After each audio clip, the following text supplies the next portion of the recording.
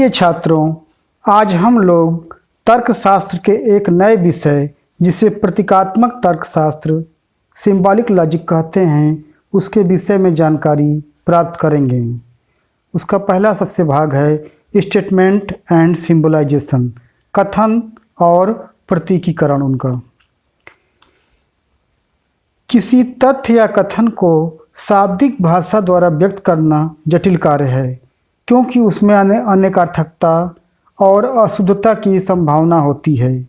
इसी कारण इसी भाषा की कठिनाई की वजह से विद्वानों ने गणित, विज्ञान और तर्कशास्त्र के क्षेत्र में कृत्रिम या आर्टिफिशियल प्रतीकात्मक भाषा, आर्टिफिशियल सिंबॉलिक लैंग्वेज को विकसित किया है। इसके द्वारा अमूर्त चिंतन में भी सहायता मिलती है। इस प्रकार हमने देखा कि प्रतीकात्मकता का प्रयोग भाषा की दुरूहता को कम करने के लिए आवश्यक है। तर्कशास्त्र विशेष रूप से निगमनात्मक तर्कशास्त्र के क्षेत्र में अरस्तु, जो इसके प्राचीन संस्थापक हैं, ने भी तर्कवाक्यों के मानक आकार को प्रतीकों के द्वारा ए, ई, आई और ओ के द्वारा व्यक्त किया था। आधुनिक तर्कशास्त्री बूलिए और कई लोगों ने इस क्षेत्र में अपना योगदान दिया है। युक्तियों एवं कथनों की तार्किक बनावट एवं परीक्षण की कठिनाई को दूर करने में प्रतीकों का प्रयोग किया गया है। अब हम आज अपने मुख्य टॉपिक को शुरू करते हैं, कथन। स्टेटमेंट का ही हम प्रतीकीकरण करते हैं, सिंबलाइजेशन करते हैं। कथन के दो भाग या दो प्रकार माने गए हैं, दो भागों में बांटा गया है। पहला है सिंपल स्टेटमेंट यानी कि सरल कथन, और दूसरा है कंपाउंड स्टेटमेंट यानी कि संयुक्त यानी जुड़ा हुआ कथन। तो पहले सिंपल स्टेटमेंट के बारे में जानते हैं। सरल कथन क्या होता है? A simple statement that does not contain any other statement as a component, यानी कि सरल कथन में कोई भी कंपोनेंट या भाग अलग से जुड़ा नहीं होता है। सिंपल स्टेटमेंट केवल एक साधारण कथन होता है। कंपाउंड स्टेटमेंट क्या है? A compound statement that contain two or more statement as component, यानी कि कंपाउंड स्टेटमेंट या संयुक्त कथन में दो या दो से अधिक कंपोनेंट यानी घटक जुड़े होते हैं, यानी कि उपवाक्य। कंपाउंड स्टेटमेंट में एक वाक्य के अतिरिक्त एक उपवाक्य भी होता है जो वाक्य जैसा ही होता है। अब हम कंपाउंड स्टेटमेंट के संयुक्त होने के मुख्य प्रकार के विषय में जानेंगे कि कंपाउंड स्टेटमेंट कितने प्रकार के संभव हो सकते हैं। पहला है संयोजन, कंजंक्शन जिसे कहते हैं, यानी कि जोड़ने का काम करता है। दूसरा है निषेध यानी निगेशन, निगेटिव होता है इसमें। विकल्पन, डिसजंक्शन विकल्प होते हैं। विकल्प आप जानते हैं या के रूप में होता है, और के रूप में। और आगे है सोपाधिक या हेतुफलात्मक, इसको हम कंडीशनल स्टेटमेंट भी कह सकते हैं। इसमें हम यदि तो वाले वाक्य के विषय में जानेंगे। शाब्दिक समता, मटेरियल इक्विवेलेंस एवं तार्किक समता, लॉजिकल इक्विवेलेंस इत्यादि, ये सब कंपाउंड स्टेटमेंट के भाग हैं जिसका हम आगे अध्ययन करेंगे। तो सबसे पहले हम संयोजन, जिसे हम कंजंक्शन कहते हैं, उसके बारे में जानेंगे। यह एक ऐसा संयुक्त कथन है जिसके दो वाक्यों के बीच में और, यानी कि एंड, किंतु, बट, परंतु, एट, तो भी, स्टिल, फिर भी, हाउएवर आदि शब्द प्रयुक्त होते हैं, यानी कि जुड़े होते हैं, बीच में होते हैं। जैसे डेविड लिखता है और मेरी पढ़ती है। डेविड लिखता है और मेरी पढ़ती, इसमें और शब्द जुड़ा हुआ है। डेविड राइट्स एंड मेरी रीड्स, इसमें भी एंड शब्द से दोनों वाक्यों को जोड़ा गया है। यहाँ दो कथनों डेविड राइट्स एंड मेरी रीड्स का संयोजन है, यानी कि जोड़ा गया है। दो कथनों को देखिए, अलग अलग कथनों को हम एंड के द्वारा जोड़े हैं। तर्कशास्त्र में इनके संयोजन के लिए डॉट, याद रखिएगा, डॉट यानी कि बिंदु प्रतीक का प्रयोग करते हैं। इस प्रकार डेविड राइट्स के लिए यदि हम पी मानते हैं, पी वेरिएबल चर मानते हैं, और मेरी रीड्स के लिए हम क्यू वेरिएबल चर को हम लेते हैं, तो वाक्य का प्रतीकीकरण, सिंबलाइजेशन इस प्रकार होगा। पहला पार्ट है डेविड राइट्स एंड मेरी रीड्स, ये एंड से जोड़ा गया है। एंड के लिए हमने बताया कि एक बिंदु होता है, डॉट बोलते हैं, एंड के रूप में होता है। और डेविड राइट्स के लिए पी और मेरी रीड्स के लिए क्यू वेरिएबल हमने चुना है। तो ये इस भाग के लिए हमने पी लिया, ये डॉट हो गया, और मेरी रीड्स के लिए क्या हो गया, क्यू। तो क्या बन गया ये हमारा पी डॉट क्यू। ये है सिंबलाइजेशन।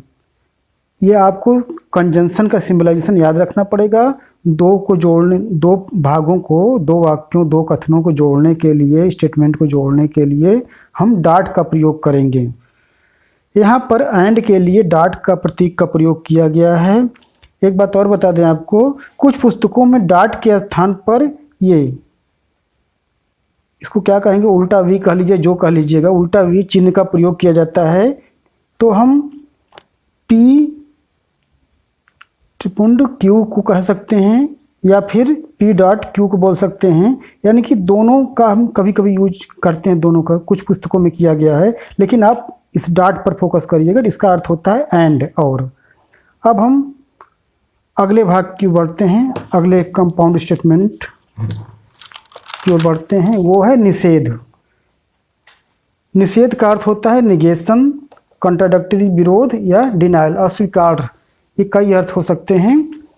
हम जब किसी सरल या संयुक्त कथन में नहीं का अर्थ होता है नॉट शब्द प्रयुक्त हुआ हो तो उसे निषेधात्मक कथन कहते हैं। जैसे सी डज नॉट रीड, वह नहीं पढ़ती है। यहाँ का सिंबल प्रतीकात्मक तर्कशास्त्र में not, it is false, fail to win, it is not to true इत्यादि शब्द हम निगेशन के रूप में प्रयोग कर सकते हैं। के लिए देखिए, निगेशन के लिए कर्ल या टिल्ड, ये थोड़ा सा लहराता हुआ निगेशन का निशान है। हम मैथमेटिक्स में तो निगेशन का निशान सीधे सीधे पढ़ते हैं, लेकिन यहाँ पर लहराता हुआ निगेशन हम यूज करते हैं। अब इसका सिंबल का प्रयोग किया जाता है। जैसे यदि कोई कथन स्टेटमेंट पी हो तो उसका निषेध क्या होगा, निगेशन पी। आपको ध्यान रखना पड़ेगा, निगेशन पी का अर्थ है निषेध, पी का निषेध। तो आप समझ गए होंगे, ये कर्ल जो निशान है निगेशन के रूप में हम प्रयोग करते हैं निषेध में। अब हम अगले कंपाउंड स्टेटमेंट की ओर बढ़ते हैं, जिसका नाम है विकल्पन या डिसजंक्शन या अल्टरनेशन भी कहते हैं इसको हम। जब दो सरल कथनों के बीच विकल्प या आर शब्द का प्रयोग हो तो उसे विकल्पन कहते हैं। विकल्प में देखिए, एक बात और बता दें आपको, विकल्प में दो प्रकार माने गए हैं, इंक्लूसिव और एक्सक्लूसिव। इंक्लूसिव में क्या होता है, संयुक्त होते हैं, यानी कि दोनों विकल्प भी सही हो सकते हैं। जैसे कि मान लीजिए कि आप बीमार व्यक्ति का ईएमआई माफ़ किया जाएगा और जो बेरोजगार हैं उनकी भी ईएमआई माफ़ की जाएगी। किंतु ऐसी भी कंडीशन हो सकती है कि वो बीमार हो और बेरोजगार हो, दोनों कंडीशनों में भी ईएमआई माफ़ हो सकती है। कहने का मतलब कि इंक्लूसिव में दोनों विकल्प के सही होने की संभावना होती है, और एक्सक्लूसिव में क्या होता है कि दोनों में से एक ही सही हो सकता है। जैसे मान लीजिए कहा जाए कि संडे को तुम या तो फिल्म देख सकते हो या सर्कस देख सकते हो, तो आप किसी एक विकल्प को ही कर सकते हैं उस दिन, तो किंतु दोनों संभव नहीं है। तो हम आगे बढ़ते हैं, विकल्प के बारे में और विस्तार से नहीं जाएंगे हम। विकल्प के दोनों अवयव डिसजंक्शन कहलाते हैं। आइदर डेविड राइट्स आर मेरी रीड्स, इसमें देखिए आर शब्द या के रूप में दो वाक्यों को जोड़ने का कार्य करता है। आइदर डेविड राइट्स आर मेरी रीड्स, यहाँ आइदर आर से प्रारंभ होने वाले वाक्य में आर के लिए एक सिंबल का प्रयोग किया जाता है। ये वी तरह का है, इसको वेज बोलते हैं, अंग्रेजी में क्या बोलते हैं, वेज। इसका यूज किया जाता है, ये आर के लिए सिंबल है, प्रयोग करते हैं। इस उदाहरण में आर की जगह वी रखने पर तथा आर के पहले वाले भाग को यदि हम पी वेरिएबल से डिनोट करें और आर के बाद वाले भाग को क्यू वेरिएबल से डिनोट करते हैं, तो इस वाक्य का आइदर डेविड राइट्स आर मेरी रीड्स का सिंबलाइजेशन इस प्रकार होगा। आइदर डेविड राइट्स, आर की जगह क्या हमने वेज का प्रयोग किया, या के लिए, आर के लिए, और दूसरा भाग है मेरा मैरी रीड्स।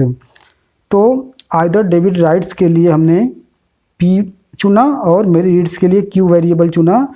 तो इसका सिंबलाइजेशन क्या हो गया, पी वेज क्यू। यहाँ वेज का प्रयोग या के लिए किया गया है। तो इसे आप ध्यान रखिएगा कि विकल्पन डिजंक्शन में पी वेज क्यू सिंबलाइज किया जाता है। अब हम अपने आखिरी कंपाउंड स्टेटमेंट, जिसे हम कंडीशनल स्टेटमेंट सोपाधिक कथन कहते हैं, उसके बारे में जानेंगे।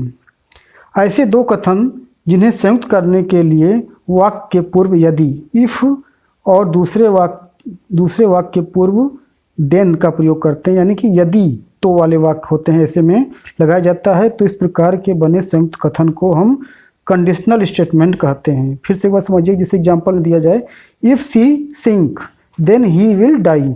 यदि वह डूबता है तो देन लगा हुआ है तो वह मर जाएगा। इसमें दो कथन हैं, डूबना और मृत्यु के बारे में जोड़ा गया है। कंडीशंस है, कंडीशनल है, यदि वह डूबता है तो मर जाएगा। इसमें शुरुआत इफ से होती है और बीच में देन, दो वाक्य हैं, if he sink then he will die. तो देन से इन दोनों वाक्य को कंपाउंड की जोड़ा गया है। तो कंडीशनल स्टेटमेंट में देन शब्द के लिए आपको हम यूज करना होगा हार्ड सो का निशान। इसको हम इम्प्लाइज भी बोलते हैं, अंग्रेजी में इम्प्लाइज कहते हैं। ये हार्ड सो की तरह होता है, इस तरह का निशान होता है। तो आपको चिन्ह ध्यान रखना होगा, ये इम्प्लाइज के रूप में होता है। तो ये देन की जगह इसका हम हार्ड सो का प्रयोग करते हैं। यदि उदाहरण में देन के पूर्वांग इंसिडेंट को पी वेरिएबल से डिनोट करें और कॉन्सिक्वेंट उत्तरांग भाग को हम क्यू वेरिएबल से डिनोट करते हैं, तब हमारा देखिए वाक्य कैसे बनता है, इफ़ ही सिंक देन की जगह ये हार्ड सो जो है इसको इम्प्लाइज कहते हैं, निशान हुआ है, और ही विल डाई दूसरा भाग है, इसके लिए हमने क्यू वेरिएबल लिया है, इसके लिए हमने पी। तो हमारा क्या बन गया, पी इम्प्लाइज क्यू। इसे आपको ध्यान रखना है। कंडीशनल स्टेटमेंट का सिंबलाइजेशन कैसे करते हैं, पी इम्प्लाइज क्यू के रूप में करते हैं। इम्प्लाइज का प्रयोग किसके लिए हुआ है, देन के स्थान पर हुआ है। तो आप इन चारों निशानों को आप अच्छी तरह ध्यान रखिएगा, इनका प्रयोग आगे हम विस्तार से करेंगे। इस प्रकार हम लोगों ने आज चार प्रकार के सिंबल के बारे में जाना। पहला था संयोजन। संयोजन में हमने देखा क्या था, संयोजन के लिए पी डॉट क्यू। डॉट क्या करता है काम, कंजंक्शन का काम करता था। डॉट क्या काम करता है, कंजंक्शन जोड़ने, दो वाक्यों को जोड़ने के लिए हम डॉट का प्रयोग करते हैं। और दूसरा चिन्ह क्या जाना हमने, निगेशन का। निगेशन में क्या होता है, कर्ल होता है, एक टिल्ड टाइप का एक निगेट होता है। तो किसी निषेध के लिए हम इसका प्रयोग करते हैं। अब तीसरा है विकल्प। विकल्प यानी कि और या हिंदी में या कहते हैं आर को। तो इसके लिए हमने पी वेज, ये वेज इसको बोलते हैं, वेज निशान, वेज के बारे में जाना कि पी वेज क्यू क्या है, विकल्पन का प्रयोग करते हैं विकल्पन के लिए। और कंडीशनल स्टेटमेंट सोपाधिक कथन के लिए जिसमें शर्त होती है, या शर्त वाले कथनों के लिए हमने क्या, हार्ड सो निशान के बारे में जाना। इसके लिए देन की जगह इस हार्ड सो यानी कि इम्प्लाइज का प्रयोग करते हैं, P implies Q, P then Q के रूप में करते हैं। इन चारों चिन्हों को हमने जाना। अब हम इस अगले भाग में इस प्रकार संयुक्त कथनों की सत्ता सारणी द्वारा, सत्ता सारणी ट्रुथ टेबल जिसको कहते हैं, द्वारा इनकी सत्ता का परीक्षण करेंगे। और हाँ, अगर आपको कोई इस विषय में कोई प्रश्न हो तो आप कमेंट करके पूछ सकते हैं। धन्यवाद, थैंक यू।